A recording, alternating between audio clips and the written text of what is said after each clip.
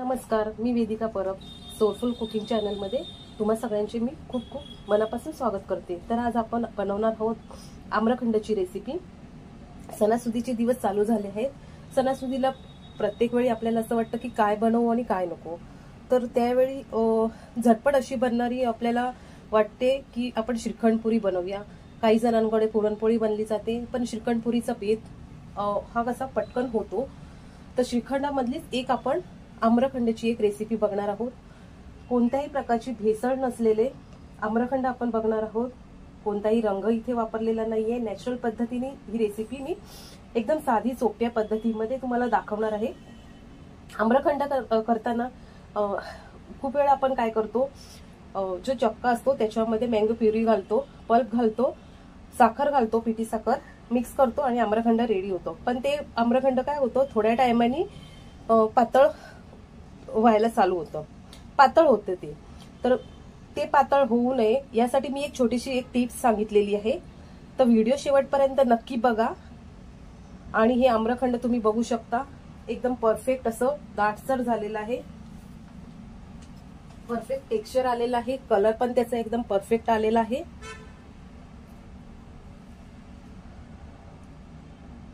आणि घट्टसर असं झालेलं आहे। तर मी छोटे छोटे टिप्स असे सांगितलेले आहेत व्हिडिओमध्ये, त्या तुम्ही शेवटपर्यंत नक्की बघा, म्हणजे तुम्हाला समजेल आम्रखंड कसं रेडी करता येईल ते। ठीक आहे, व्हिडिओ जरा थोडा तरी आवडला असेल तर व्हिडिओला लाईक करा, शेअर करा आणि सबस्क्राईब करायला विसरू नका। Thank you so much. तर आम्रखंड बनवण्यासाठी इथे काय काय साहित्य लागणार आहे ते आपण बघूया। ठीक आहे, यासाठी मी घेतला आहे हा चक्का, त्यानंतर घेतला आहे 3 टेबलस्पून एवढी मी साखर घेतली आहे आणि 2 हापूस मँगो घेतले आहे ते। ठीक आहे, हापूस आंबा आहे तो चॉप करून घेतला आहे मी। हा चक्का जो आहे तो मी घरीच बनवला आहे। अर्धा लिटर दही घेतलं आहे, सुती कापडामध्ये त्याला व्यवस्थित बांधून निथळायसाठी ठेवलेलं। पूर्ण 7 ते 8 तास पूर्णपणे पाणी निघून गेलं आहे त्याचं, आणि घट्टसर असा व्यवस्थित चक्का हा तयार झाला आहे। फ्रेश दही असेल तर खूपच चांगलं, घरचं दही असेल तरी पण चालेल, पण फ्रेश दही हवं। हे मी बाहेरचंच दही घेतलेलं। ठीक आहे, आणि एक छानसा असा पारा चक्का हा तयार झालेला आहे।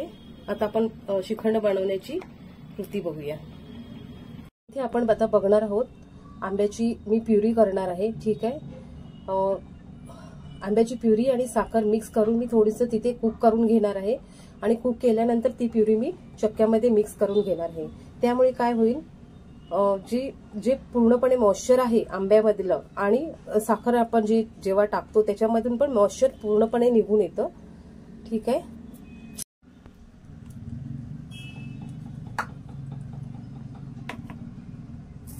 मी साखर घालते, साखर घालून मी प्युरी करू। छानसा असा सुगंध येतो जेव्हा हे पूर्णपणे असं कुक होतं तेव्हा, आणि घट्टसरही होतं, आणि ते पूर्णपणे नंतर थंड करायला ठेवायचंय।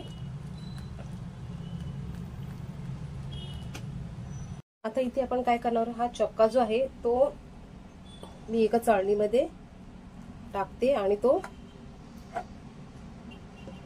थोडासा हे करून घेते मी, म्हणजे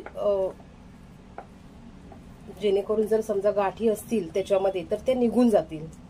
तर थोडंसं असं स्पॅच्युलाने आपण पूर्णपणे त्याचं, आणि मुलायम पण चक्का आपला तयार होईल।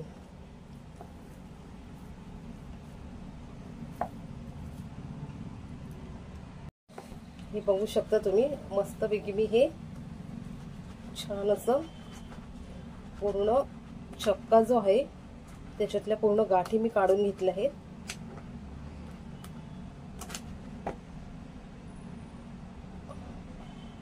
एकदम स्मूथ असा चक्का रेडी झाला आहे आपला।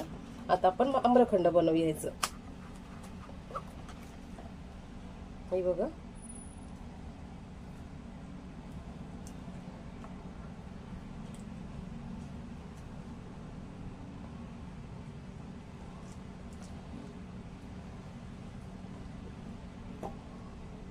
तर इथे आपण पाहू शकता इथे आपला चक्का हा रेडी झालेला आहे, एकदम परफेक्ट असा।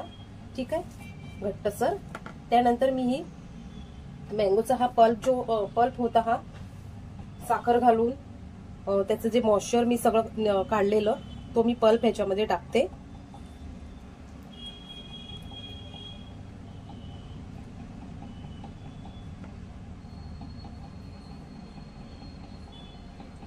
त्यानंतर हे केसर घालून ठेवलेलं हे थोडंसं मिल्क आहे, 1 टेबलस्पून एवढं. ठीक आहे, ते त्यामध्ये मिक्स करूया आपण. आणि थोडंसं आपण त्याच्यामध्ये वेलची आणि जायफळची पावडर जी आहे ती 1 टेबलस्पून एवढी मिक्स करते मी, जेणेकरून एक छान असा एक सुगंध पण येईल आणि एक चवीला पण छान लागेल. आता हे मिक्स करीन असं आणि आपलं छान असं एक आम्रखंड एक रेडी होणार आहे. कलर बघा ह्याचा किती सुंदर आला आहे. कोणत्याही प्रकारचा आपण कलर यूज केला नाही त्याच्यामध्ये, नाही आपण हे बघा. हवं तर ह्यानी हँड विस्करनी करा, नाहीतर बीटरनी केलं तरी चालेल. मी आता थोडा टाइम जरा बीटरनी करते, जेणेकरून हे सगळं व्यवस्थित मिक्स होईल. मी हे बीटरनी जरा थोडं मिक्स करून घेते.